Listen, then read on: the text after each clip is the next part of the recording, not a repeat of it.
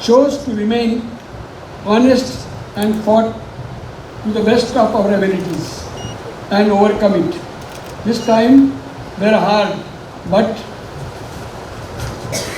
we stood by the truth of the company and continued to support our employees, society, and engaged in CSR activities. We moved towards sustainable mining and automation to ensure the well-being and safety of our employees and the future generation. Our CSR initiatives have been in various fields. In healthcare, we have contributed to Baldota Institute of Digestive Sciences, Abhiraj Baldota Cancer Detection Center in Mumbai, mobile endoscopy for Maharashtra, and blood bank in hospital. As a part of our sustainable mining initiative, we have planted 19 lakh 80,000 trees. We have developed, we have trained. Ms. Pooja Bhatt has been passionate about supporting various social causes. I would request her to please share her views with us on the need for rehabilitation.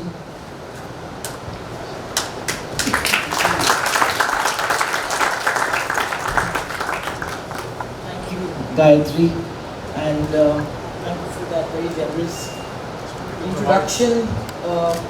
You know me as a filmmaker, an actor, filmmaker, but I think that mic is off.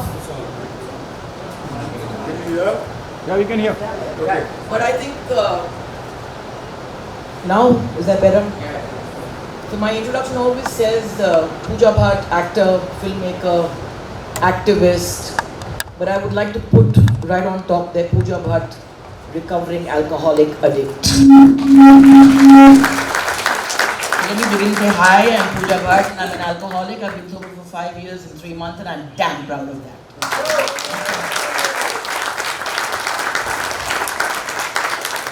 Like my father said, and he's a tough act to follow, 34 years sober, wow. I'm still in my infancy in more ways than one.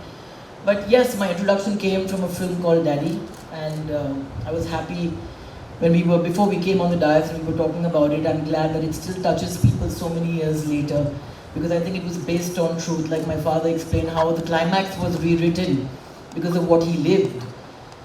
The irony was that I played a character, a girl who weans her father of alcohol, and I found myself at the age of 46.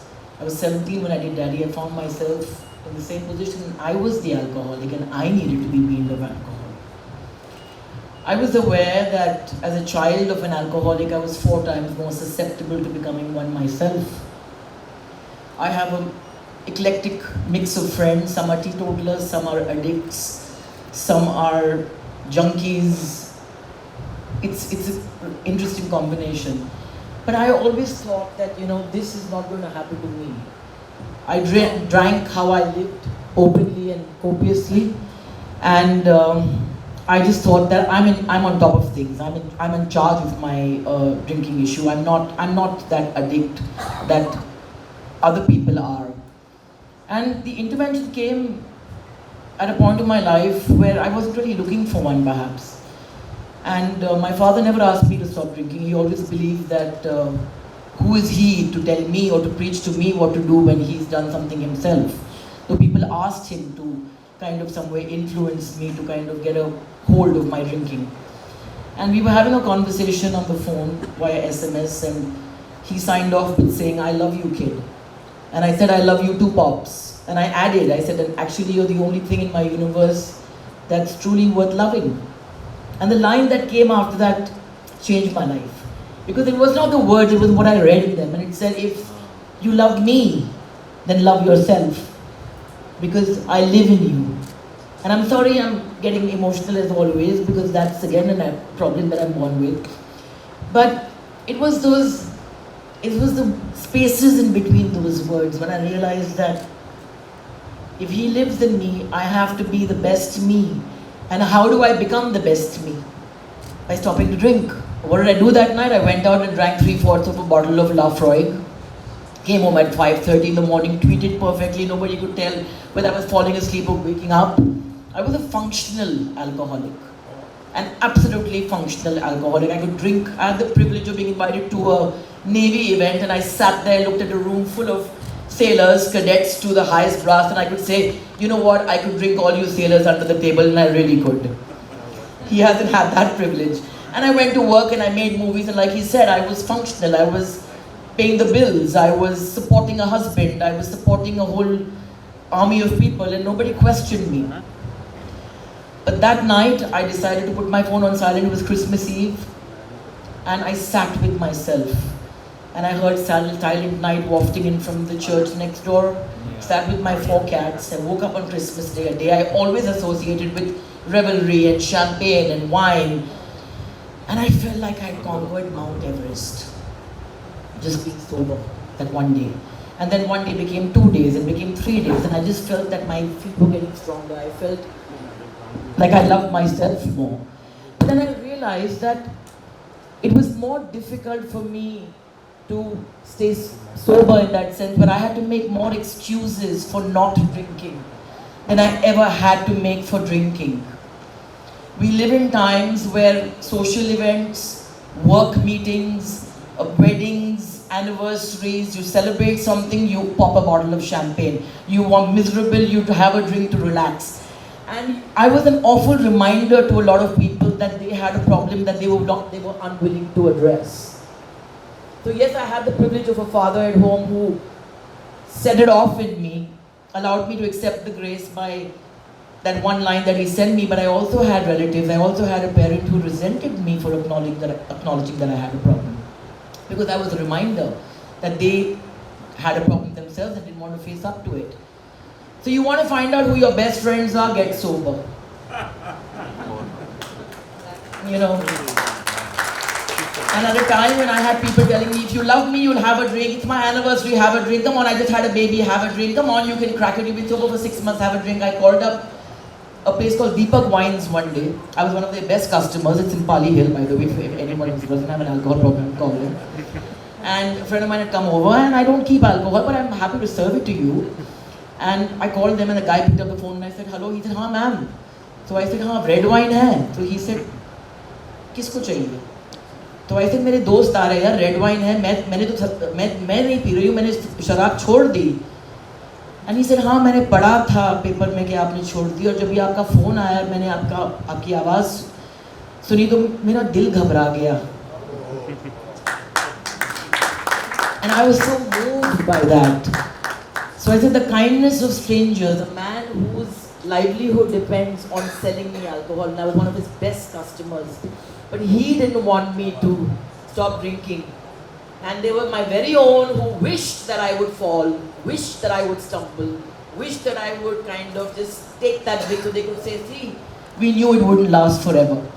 But I think what I did, and I was born again with that affliction, but I was born with that switch where I said no, and then I stayed on course. I made the world my AA class. I felt, and I often asked him, I said, if daddy was made from the female perspective, would society give a woman the opportunity or the privilege of leaving her child home because she's an alcoholic and coming back after 17 years to claim her baby? Society would not give us that opportunity. So I think that women drink in private, and we don't dare acknowledge our flaws, because even alcoholism एक मर्द की जागीर है. Recovery is a male privilege. Talking about your weaknesses, your scars, your frailties is a male privilege in India. And I thought that I owed it to people to tell them that, you know what, if this could happen to me, it's going to happen to you. But if I could recover, you can too. And I just felt that we need to end the stigma. The pandemic was devastating for all of us. Suicide, mental health, addiction was on a peak. And yet we lived in a country and a government that criminalized addicts, criminalized any sort of addictive behavior, took the discourse on mental health back into the boondocks with Sushant Singh Rajput's suicide. The unfortunate tragic event that happened became into a media fracas and circus, and took the whole discourse on mental health and addiction back into the dark ages. And I think that a society that does not acknowledge that unfortunately when a society is broken, the reason that governments can't win the war on drugs is because drugs work. That bottle of alcohol would give me more respite than my broken marriage, than all the men I had met, or the career highs or lows. The truth is that the alcohol delivered, people did not, society did not. So I blotted myself out in it. So I just feel that we need to be able to share each other's frailties more, to be able to celebrate them. I'm often told on Twitter, what do you know, you're an alcoholic? And I'm like a recovering alcoholic and proud of it. And I choose to belong to those people, that group of people who hold my frailties to light. When you talk about the dawn of new hope, I am not the darkness I have endured. I am the light that I refuse to surrender. And I'm happy to be part of this, honored to be able to come and add my little light, my little spark to this new dawn, because I feel that addiction is not a moral weakness. It's not, you're not a criminal if you're an addict. Why should rehabilitation and why should, weaning off alcohol or any substance seem like a prison sentence? So I think when you have a facility like this, a center like this, it's so beautiful to be able to be with nature. It brings dignity back to that process of healing. And don't we just want that? Is human dignity. When we are most frail, when we are most broken, to have somebody look at us as human and say, why does it hurt so much? Not why do you drink? Where does it hurt? Can I take that pain away? And I think this space allows that. So I think that I'm just really glad this is happening, and I just think that we owe each other this. We owe each other more such facilities. I hope you all grow from this. I hope this is not only one center. And I just feel, end the stigma, talk more, share more, air your grief. Internal bleeding is far more dangerous, and you just need to be able to bleed. You need to be able to kind of share. Because if there's one person out there who can look at your journey and say that, what, if she could do it, I can do it, then I think it's a life worth lived. So, thank you.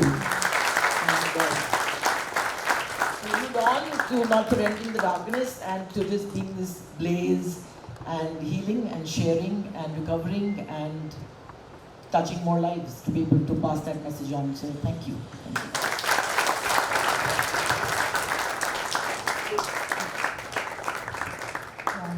Thank you so much, Ms. Bhatt. Your journey has been a ray of light for many. Thank you for your honest and motivating encouragement.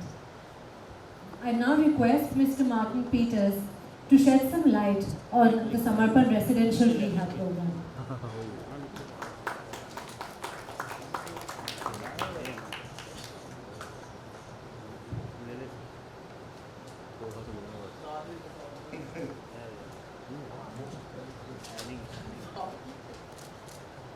Ladies and gentlemen, distinguished guests of honour, thank you for taking the time today to visit our wonderful centre. I feel very privileged to be here today and to follow the inspiring speeches about Samparpan's journey, as well as our distinguished guests' own personal journeys. It's a little bit daunting following that, so I would please bear with me. I'm probably not going to be as inspiring. Firstly, I'd like to say that addiction does not discriminate. It's a disease that has significant impacts upon our societies across the world, and there may be differences in what people may use, from bankers in London with cocaine and champagne, to the farmer in Thailand with his rice wine and yaba. But the consequences of it are all too real for many of us. From a personal perspective, I've seen friends and family suffer from the ravages of addiction, and have seen the destruction and sadness that it brings to those families and loved ones, who are often unable, despite their best efforts, wishes, and interventions, to change that path. Personally, I lost my stepfather to alcoholism around about 3 years ago. To see a previously in the grander scheme of things, preferring to continue with the failed war on drugs, punitive approaches, criminalisation, that really serve no purpose other than to look tough and maybe to appeal to some base voters. As an example, physical health outcomes such as cirrhosis of the liver, heart disease, diabetes, as well as absenteeism, road traffic accidents, and various behavioural and mental health outcomes as well. The WHO recognised in 2005, and I'm sorry that I haven't got the exact figures of what they are now. I'm sure they probably will be increasing given the pandemic, but 3.2% of the world's deaths are alcohol related. So let that sink in. That's a significant amount of people every year. In 2005, alcohol, and between 10 to 15% of people with alcohol related problems commit suicide. This should alone give an indication of the impact of alcohol. We know from years of research and data collection that drug and alcohol use, and not necessarily around alcohol, but this is a US figure, 8.7% of 8th graders have used illicit drugs in the last month. 21.3% of 8th graders have tried illicit drugs at least once. By the time they're in 12th grade, 46.6% of teens have tried illicit drugs.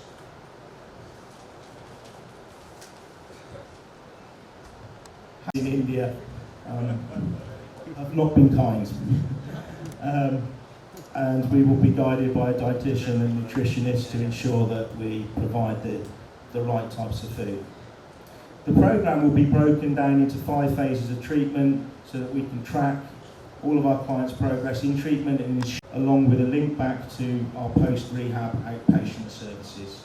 Some of our clients will stay longer than 4 weeks, some 8 weeks, maybe some for 12, and it will always be based on clinical need. I'd like once again to thank everyone here that has spoken, and also a special thanks to Mr. Shrenick as well for giving me this opportunity to lead this programme. Thank you very much.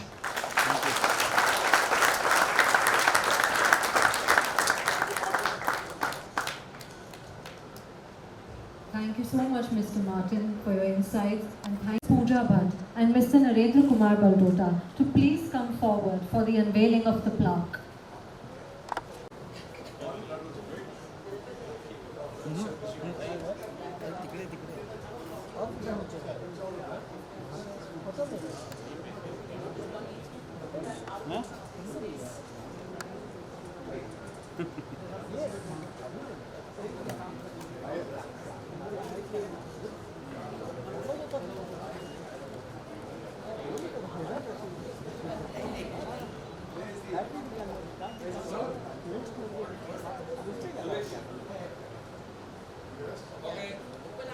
एक second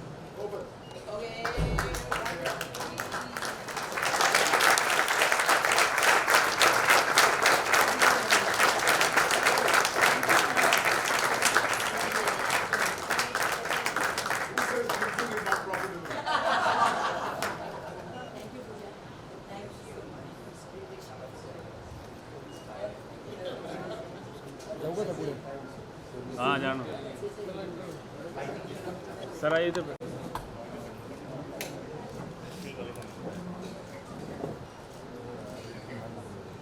हाँ हाँ यही है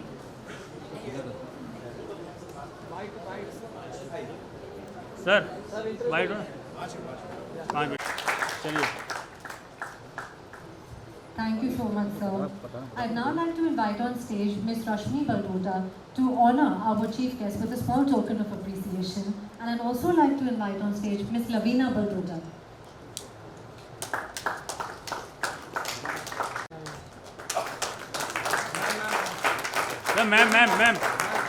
Ma'am.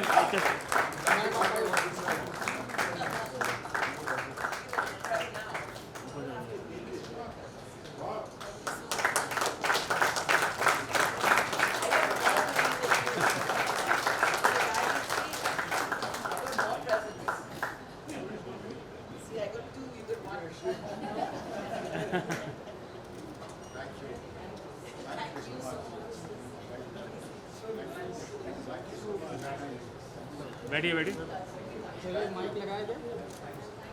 Table पहले जोड़ो साथ में table जोड़ना पड़ेगा ना हाँ जोड़ो जोड़ो Thank you so much, ladies and gentlemen. We can all proceed for lunch now. Thank you.